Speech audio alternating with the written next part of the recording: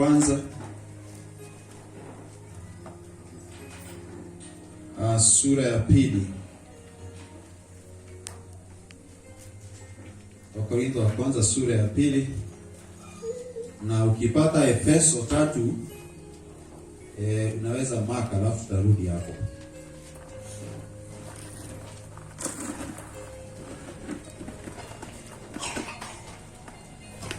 Efeso ama Wakorintho wa kwanza sura ya pili,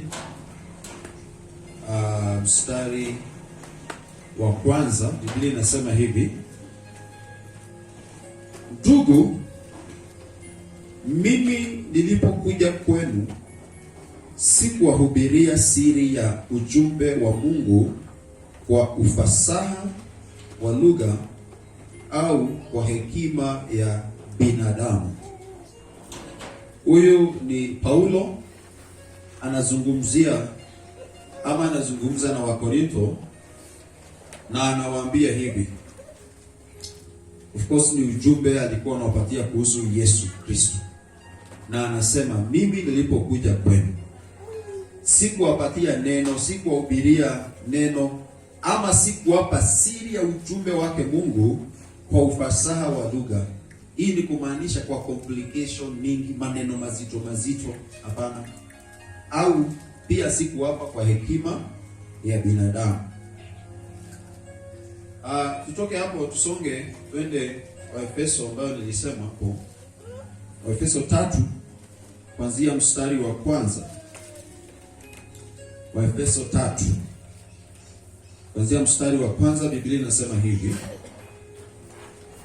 kutokana na hayo, mimi Paulo, mfungwa wa Kristo Yesu kwa ajili yenu, na muomba Mungu, bila shaka mmekwisha sikia kwamba Mungu kwa neema yake alinikabidhi kazi hii niifanye kwa faida yenu. Mimi nilijulishwa kwa njia ya ufunuo mpango wake uliofichika. Nimeandika kwa ufupi juu ya jambo hili, nani mkiyasoma maneno yangu mtaweza kujua jinsi ninavyoielewa siri hiyo ya Kristo.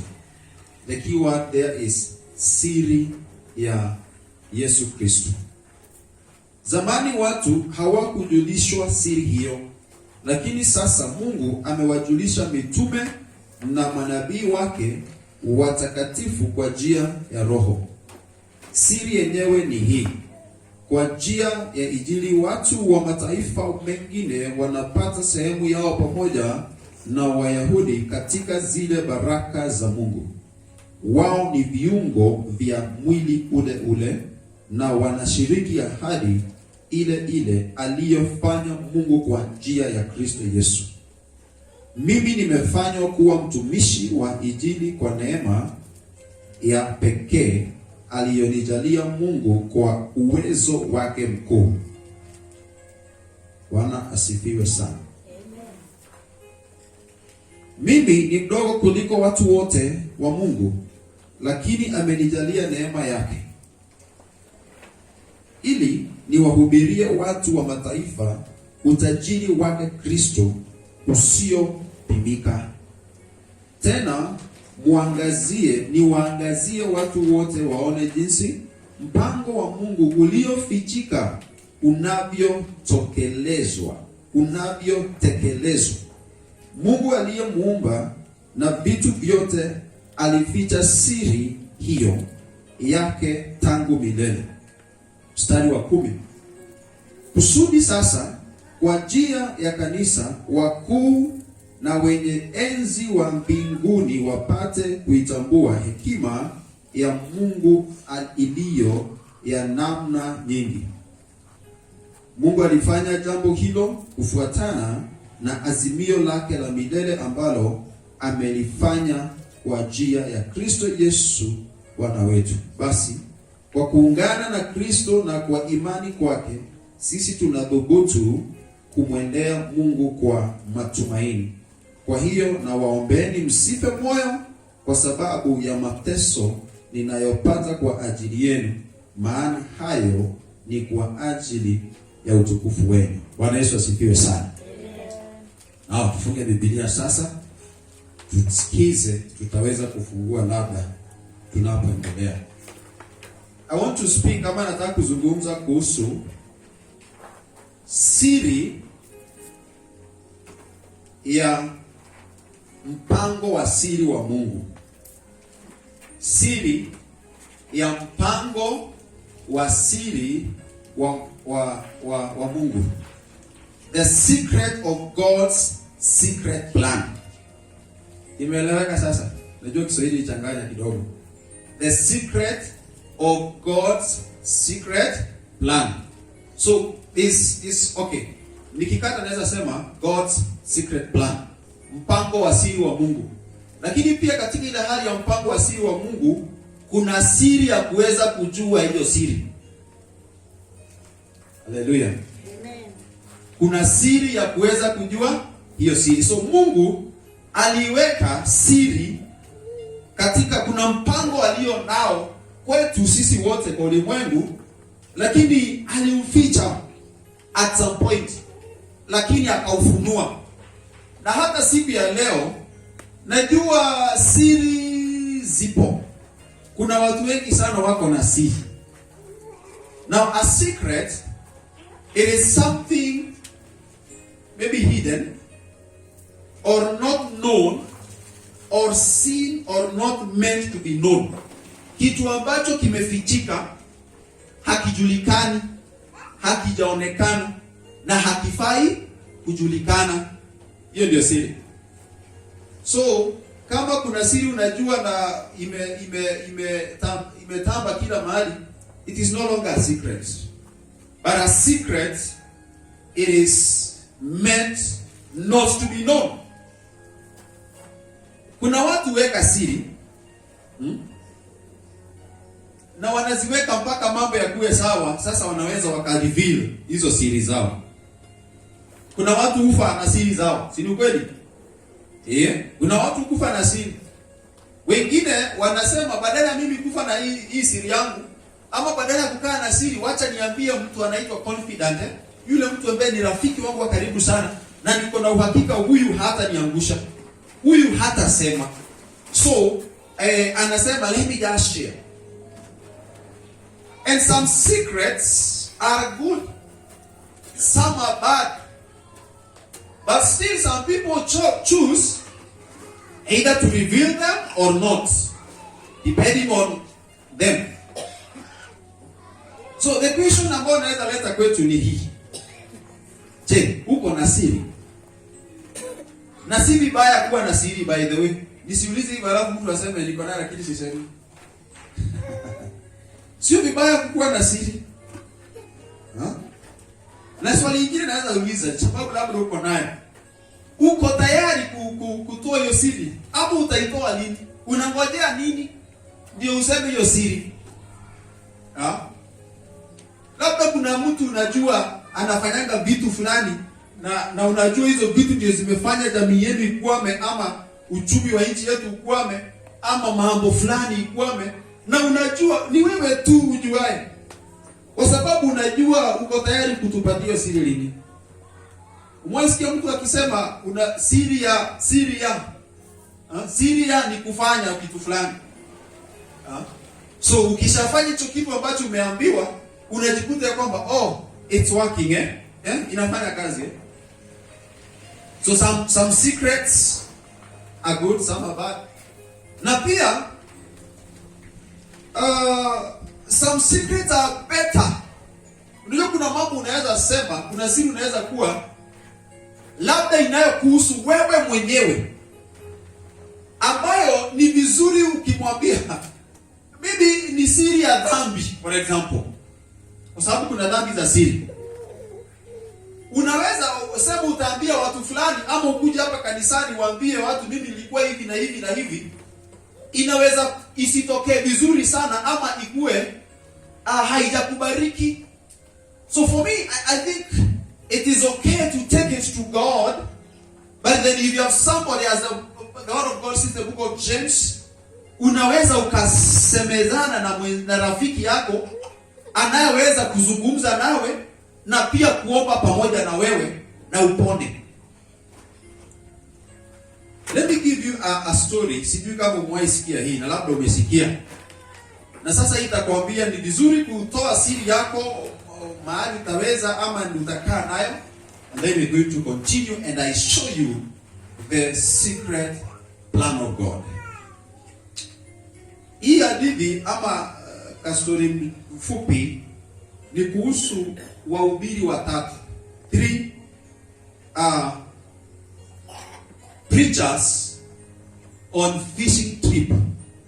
Wahubiri watatu walikuwa wameenda kuvua samaki walikuwa wameenda kuvua samaki. Sikiza hivi vizuri. Walipoenda kuvua samaki wakawa hawazipati, hazitokei, samaki za ukweli, si samaki watu. Samaki za ukweli. Sasa kwa sababu hazikuja wakasema badala tukae tukiwa hapa tu idle, si tuambiane siri zetu. Tuambiane siri. So there were 3 of them. So it's the story of a Methodist preacher, a Pentecostal preacher, and a Baptist preacher. Hizi ni madhehebu tatu. Sasa yule Mbaptist preacher mmoja Baptist akasema, hiyo ni sawa, ni sawa, tunaweza toa, kila mtu ako na siri, tusitoe hapa sasa. Sisi wote ni wahubiri. Tusitoe, lakini mimi nitakuwa wa mwisho. Yule Baptist akasema mimi nitakuwa wa mwisho. Aya, Methodist akasema mimi nitaanza. Preacher mmoja akasema mimi nitaanza. Akasema hivi, unajua ni aje watu wa Mungu? Every Friday mimi huwa ninaenda mbali na nchi yetu na hii mji wetu. Ninaenda kukunywa mvinyo huko. Ninajifurahisha na kunywa na lewa na ikifika Sunday mimi niko soba. Kanisani na ubiri neno, hakuna mtu ananielewa. Everybody, wale wengine wawili wakanyamaza. Akasema aija. Kanyamaza. So wakakaa kitu kama 30 minutes hivi. So wanangojea Pentecoste sasa. Sasa Pentecoste naye akakuja. Akasema hivi, si tunatoa siri, sisi wote ni wachungaji na siri zinabaki hapa. Pentecoste akasema hivi, mimi kwa miezi 6 iliyopita nimekuwa na uhusiano nje ya ndoa na mwanamke fulani for the last 6 months. Na nimejifurahisha tu huko, lakini Sunday hakuna mtu anayeweza kujua. Hiyo ndio siri yangu. Sasa wale wengine wawili, Methodist aliyesema alikuwa anakunywa na huyu Baptist mwenye alisema atasema ya mwisho, wakashindwa. What? Pentecost, watu wa kiroho wakakaa. Sasa sio wamengojea wa mwisho. Wa mwisho akaambiwa sasa ni wewe. Na yeye analenga tu. Karibu 1 hour ikapita. Lakini kwa sababu walikubaliana wote, wakasema lazima hata wewe utuambie. So Methodist na Pentecost wakamwambia yule Baptist, it's now your turn. Tupe siri yako. Sasa Baptist akavuta ile breathe in, breathe out. Sasa akasema hivi Baptist, mimi katika area hii yote I am the worst gossiper. Mimi siwekagi jambo. Mimi usuda ninapeananga moshene kila mahali. And I can't wait to get back home. I can't wait to get back home.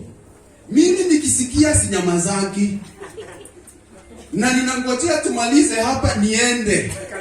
Nikaseme. So siri. Praise the name of the Lord. So juaga watu naambia nini? Siri. Na ndio Baptist akasema mimi yangu ni ya mwisho. Mseme zenu zote, alafu mimi nitasema yangu. Hallelujah.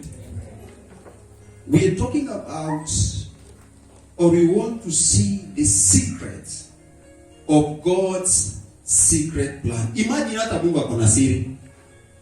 Venye uko na siri, venye niko na yangu, hata Mungu ako na siri.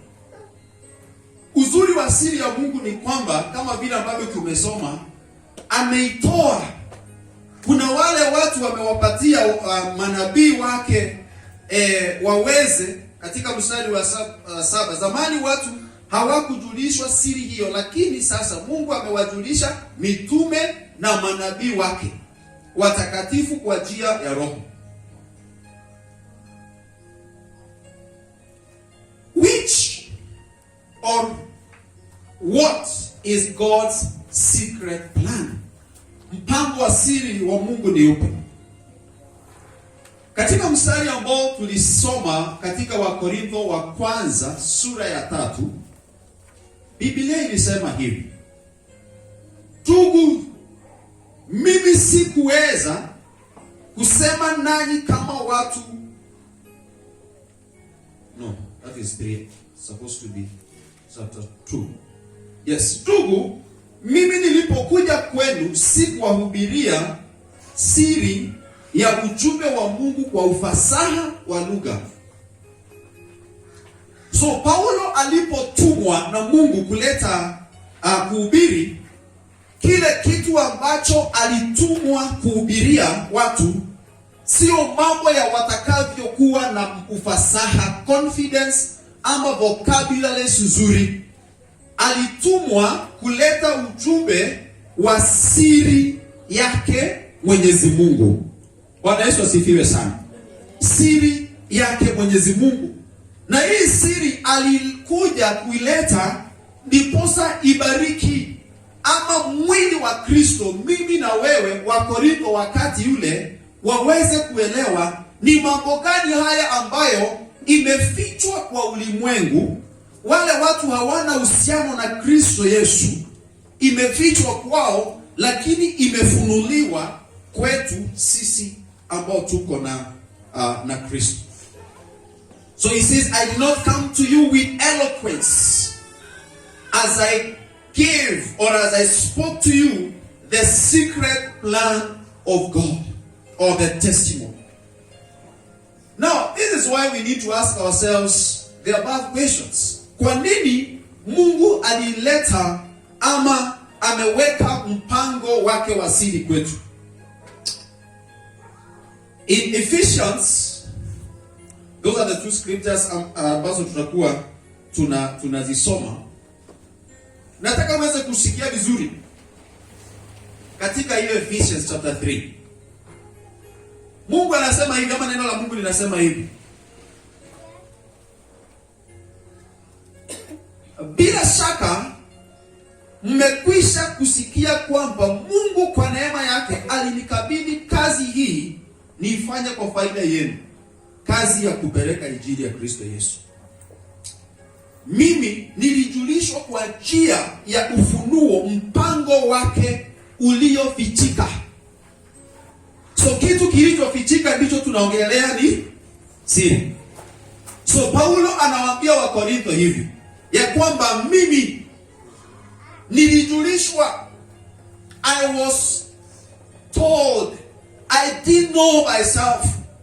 Sikujua hii siri, nilijulishwa kupitia njia ya ufunuo. That is very key, by the way. Ya kwamba hili neno la Kristo, ujumbe ambao Paulo alikuwa anahubiri, haikuwa ni kwa sababu ya kusoma alikokuwa amesoma sana. Sio kwa sababu ya experience aliyokuwa nayo kubwa. Kusoma ni nzuri, experience ni mzuri. Na sio kwa sababu ya the company ambazo walikuwa nazo ama sehemu mingi alizokuwa amesafiri. Lakini Paulo anasema aje ya kwamba mimi nilijulishwa kwa njia ya ufunuo mpango wake Mungu uliofichika. Now, the secret was revealed to Paul by revelation. watu wa Mungu. Hii ni jambo la msingi sana, ni fungu, it's so key in knowing and understanding the word of God. What? Revelation. Ufunuo. Ufunuo ni ile jambo ambalo Mungu anafanya ya kwamba unaweza kuelewa mambo kwa njia isiyo ya kawaida. You understand things. Unaposoma neno la Mungu leo, kuna vile ambavyo Mungu anazungumza nawe, na kesho ukienda kulisoma unakuta ni lile, lakini kuna jinsi ingine, njia ingine ambayo Mungu amezungumza hilo neno kwako. Na unapozungumziwa au unapolisoma na unalielewa, unalifanyisha kazi, unakuta ya kwamba kuna mabadiliko ama kuna mambo inafanyika ndani yako ambayo inaleta utofauti mkubwa katika maisha yako. Bwana Yesu asifiwe sana. And that is why I'm saying that as Paul anavyowaambia wa Korintho, na tunasoma siku ya leo, ya kwamba siri hii ambayo naenda kuonyesha ni gani, anasema nilifunuliwa hii ama nilifichuliwa hii siri kupitia ufunuo. Praise the name of the Lord. And that is in verse 3, nataka uishike vizuri. Paulo anasema mimi nilijulishwa, verse 3. God revealed this. Yes, it was revealed. It was revealed, unveiled. Ni kama kitu kilichofichwa alafu inafunguliwa. Inaonekana ilikuwa imefungwa, haugesoma hata ungefanya nini hauwezi elewa, lakini once veil imetolewa, pasia imetolewa, you are able to see. And that is what Paul is saying. Nilifunuliwa hii siri. Praise the name of Jesus. Na ndio ninasema hivi, watu wa Mungu, whatever it is that we are doing for God, we need to do it with revelation. Bwana sifiwe sana. Mungu atusaidie sana. I'm going to show you how even this revelation tutaweza kupata. Ya kwamba tuamini Mungu, chochote tunachofanya kwa ajili ya Mungu, tunakifanya sio tu with our experience, sio tu kwa vile ambavyo ni mtindo mutaratara, sio vile ambavyo tulijikuta tunafanyanga so tulitembelelea tu kwa hiyo njia. Hapana. We need to do everything that we do for God with revelation, na ufunuo. Bwana Yesu asifiwe sana. And this includes serving God. Tunapotumikia Bwana, atutumikii Bwana ndio watu waone. Hata waone wasipoona, wacha shauku yetu ikuwe sawa, na tujue tunahudumia Mungu wa ukweli, Mungu aliye juu, anayeona katika siri na anayejibu kwa wazi. Praise the name of Jesus. Iwapo ni kuimba, on Sunday we come here, na inakuwa ni wakati wa kumwabudu Bwana kupitia nyimbo zetu. Let our songs, and even to the worship team, the song they are giving unto us, let that be revelational songs.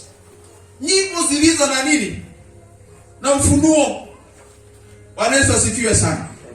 Nyimbo zilizo na ufunuo, mazungumzo, shuhuda, chochote kile ambacho ni kinamwelekea Mungu, let's do it with a deeper understanding. Ni kama naweza weka na maneno mengine, it's a deeper understanding of what we doing. If it's giving sadaka zetu, our resources, ourselves, let's do them with revelation, na ufunuo. Na nafurahishwa na huo mstari sana.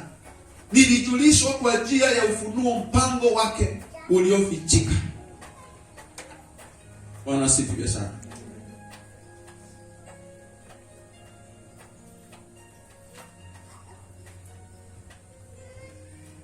Mstari wa 4. Nani mkiyasoma maneno yangu mtaweza kujua jinsi ninavyoielewa siri ya Kristo. Kisoma neno la Mungu, maneno ambayo huyu Paulo anayoandika, tukiyasoma na tuamini Mungu kwa ufunuo, tutaweza kuelewa hii siri ya Kristo. Kumbuka tunazungumza kuhusu siri ya mpango wa siri wa Mungu. Na kabla nionyeshe siri yenyewe, ninataka kuonyesha hiyo siri ya mpango wa Mungu ni gani. That God's secret plan. God's secret plan. What is it?